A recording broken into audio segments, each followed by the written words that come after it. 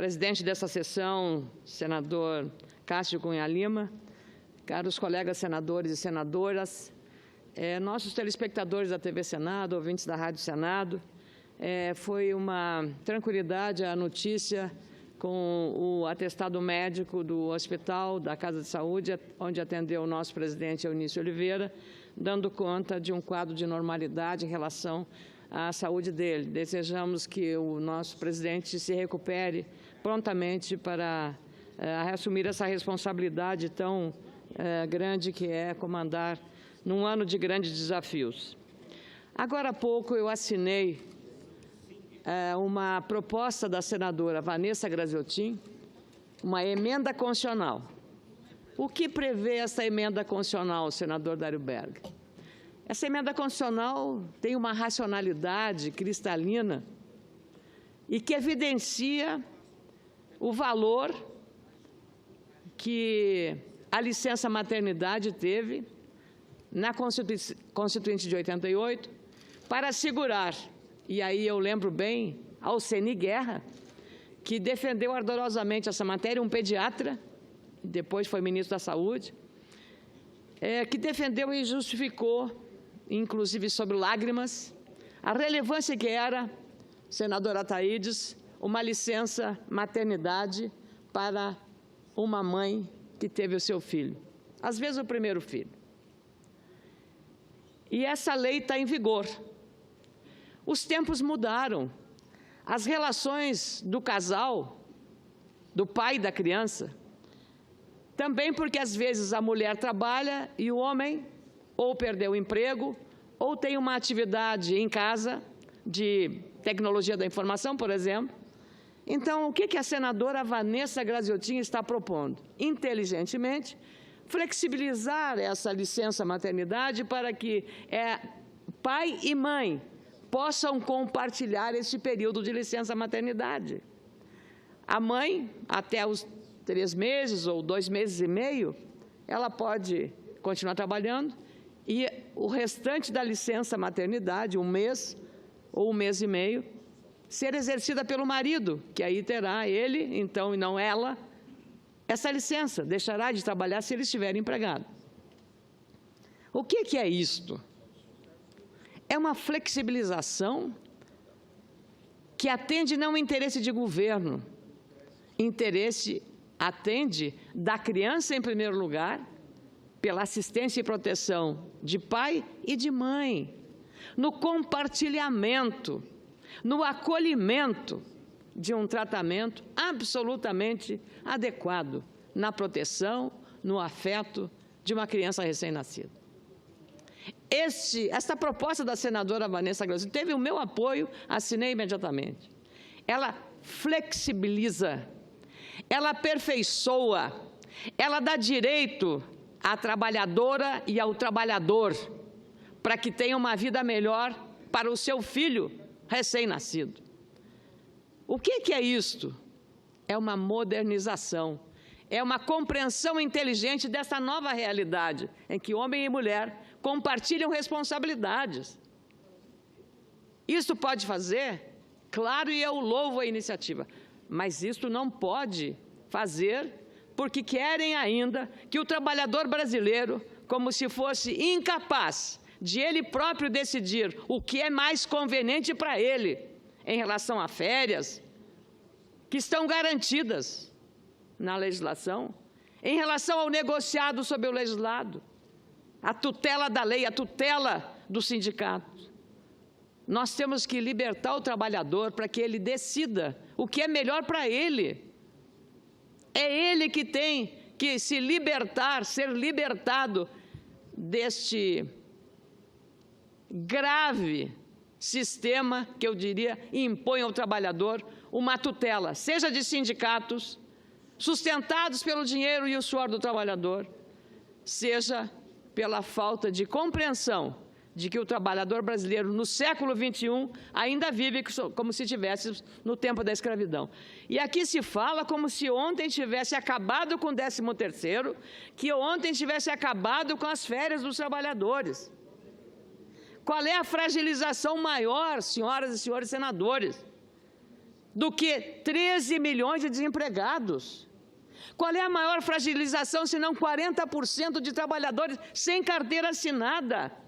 Querem que continue essa realidade? Não entendendo da capacidade, da inteligência, da competência de um trabalhador de qualquer nível. A copeira terceirizada desta casa, que serve o meu gabinete, a dona Gerli, que tem uma alfabetização média, lida com o computador e com o seu WhatsApp e com as mensagens no celular, com mais competência, às vezes, até do que alguém com curso superior, porque ela se interessou. Nós temos que dar aos trabalhadores esta capacidade. Eu fico surpresa quando o sindicato não quer o negociado sobre o legislado, mas isso, para mim, é contraditório. Quem é que representa o trabalhador sindicalizado? Não é o sindicato? Então, ele está abrindo mão de uma prerrogativa que é representar com o patrão, com o empregador, representar o legítimo interesse dos seus sindicalizados, dos seus trabalhadores, para dizer que a lei é mais importante do que ele abre mão de prerrogativa.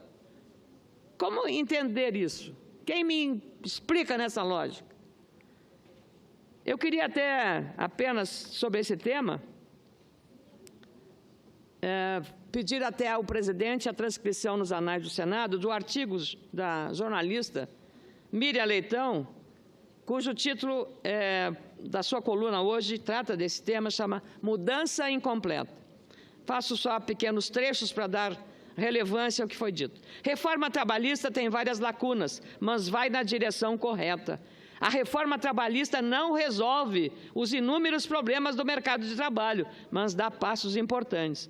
Permanece sem solução a maior das questões, a de um mercado com duas classes de trabalhadores, uma com lei e outra sem lei e sem proteção. Segundo o IBGE, escreveu Miriam Leitão, 40% dos trabalhadores não têm carteira assinada. O projeto é uma mudança incompleta. Ela também diz que foi uma boa decisão acabar com o imposto sindical obrigatório.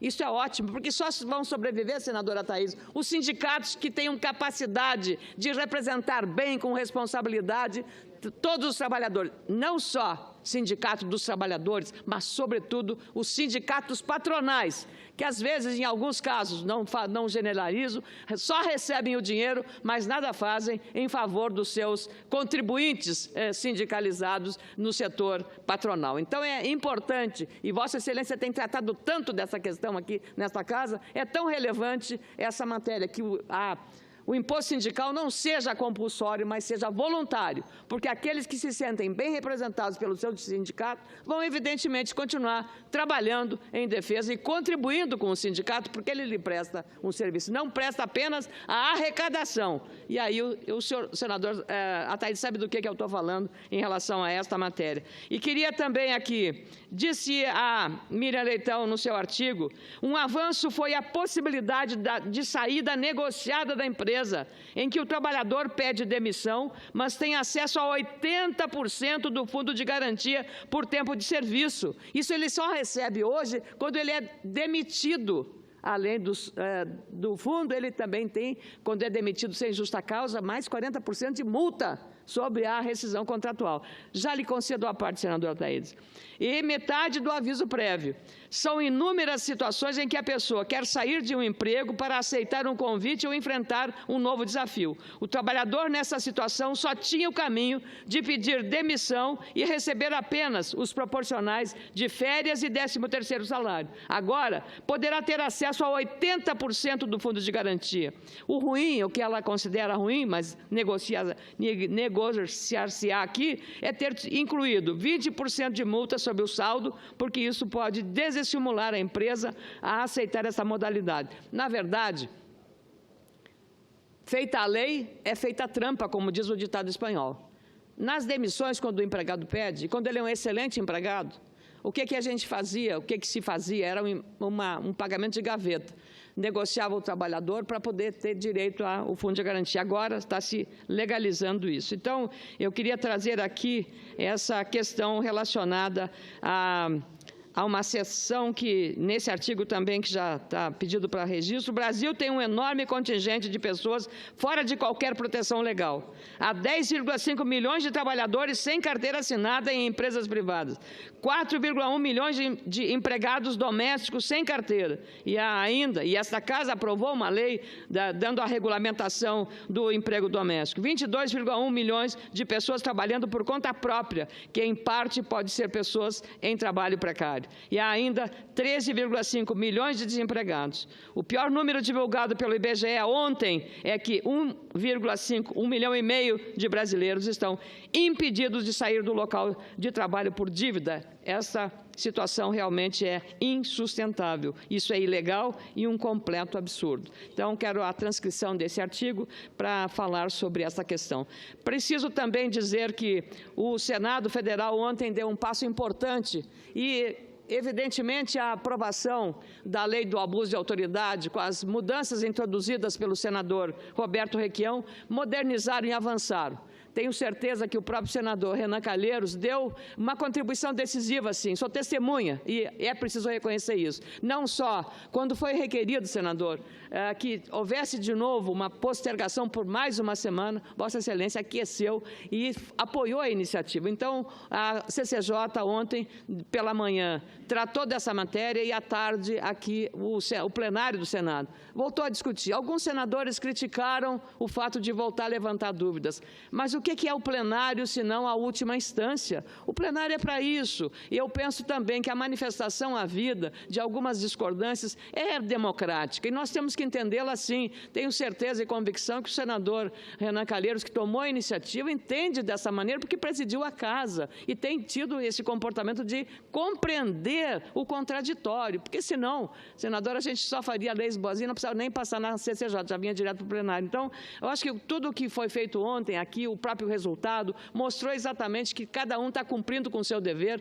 conforme as suas crenças, as suas convicções e os seus valores democráticos. Então, saúdo o senador Roberto Requião pelo abrandamento feito, especialmente naquilo que era muito caro à magistratura e ao Ministério Público, que dizia respeito à interpretação, à questão da chamada hermenêutica. Então, a interpretação é, sim, e vai continuar sendo, no texto do senador Requião, uma prerrogativa, um valor para a magistratura, sem representar risco, caso o ofendido se considere prejudicado pela interpretação que o magistrado der. Me desculpe, senadora Thaídes, eu agora lhe concedo a parte, porque o tema era o anterior a isso.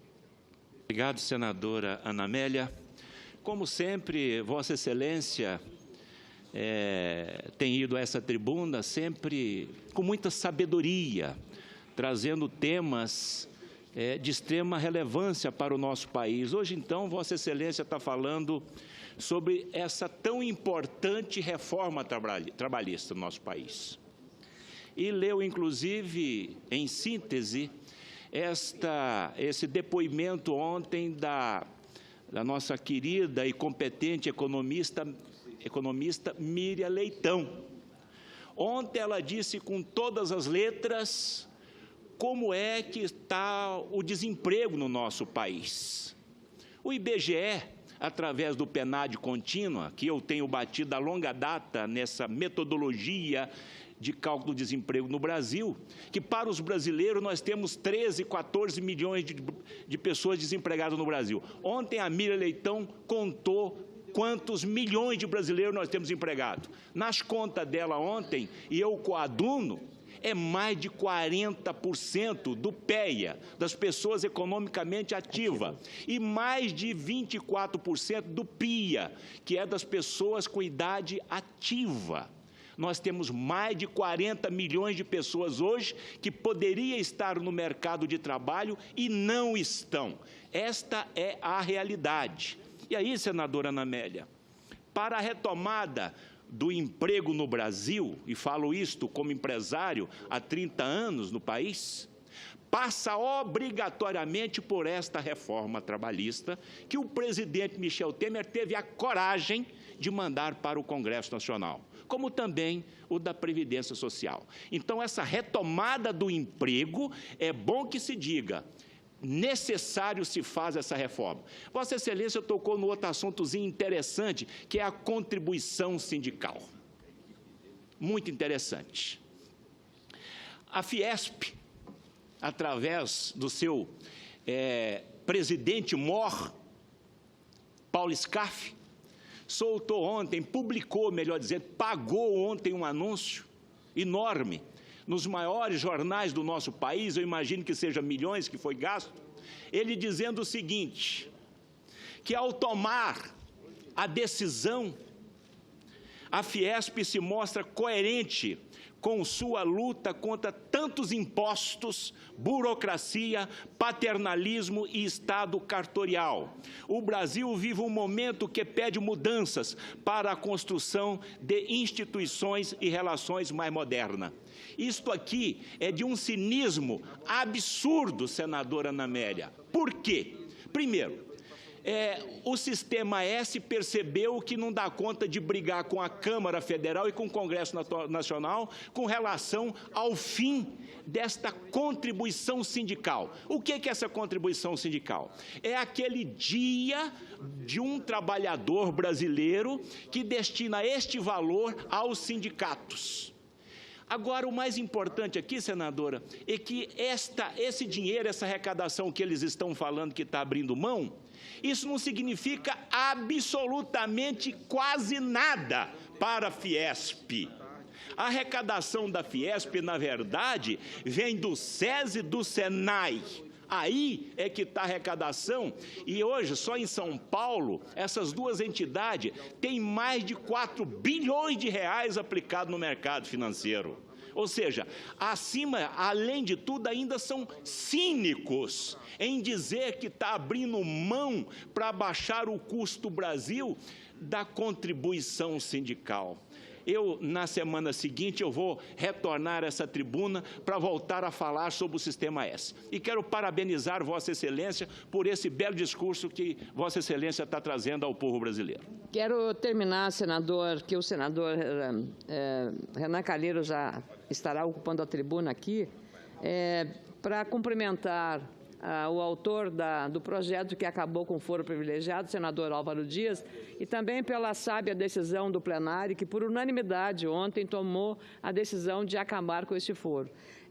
Lembrando que era uma matéria que já estava tramitando há muito tempo e que também oportunamente, porque o Supremo Tribunal Federal no dia 3, na próxima semana, portanto, estará examinando no plenário uma proposta para restrição do foro privilegiado. Nós agora fizemos a nossa parte, nós estávamos em dívida com essa matéria e isso quando como diz que na política não tem espaço vazio, né, senador? Quem não ocupa o espaço, perde o espaço. E aí nós não podemos nos queixar da judicialização da política. Então, agora, no caso do foro privilegiado, a contribuição decisiva de todos os senadores que foram decisivos lá ontem na comissão para colocar em regime de urgência o fim do foro privilegiado, tanto quanto a questão do abuso de autoridade que agora vai para a Câmara. Termino cumprimentando porque há uma solenidade hoje para celebrar os 44 anos da Empresa Brasileira de Pesquisa Agropecuária Embrapa. Saudar o presidente Maurício Antônio Lopes, presidente e todos os colaboradores dessa grande instituição que orgulha todos os brasileiros. Também o ministro Blairo Maggi, nosso colega senador aqui, e dizer que o Rio Grande do Sul conta com 4 unidades da Embrapa, Embrapa Uva e Vinho, Bento Gonçalves, que lançou essa semana um cadastro geral sobre a vitivinicultura, a Embrapa Pecuária de Corte, a Embrapa Trigo e Soja e a Embrapa da área de fruticultura de clima temperado. Então, para nós gaúchos, a Embrapa tem um peso e um significado extraordinário e relevante no desenvolvimento da agricultura pecuária do nosso país. Muito obrigado, senador. Obrigado, senador.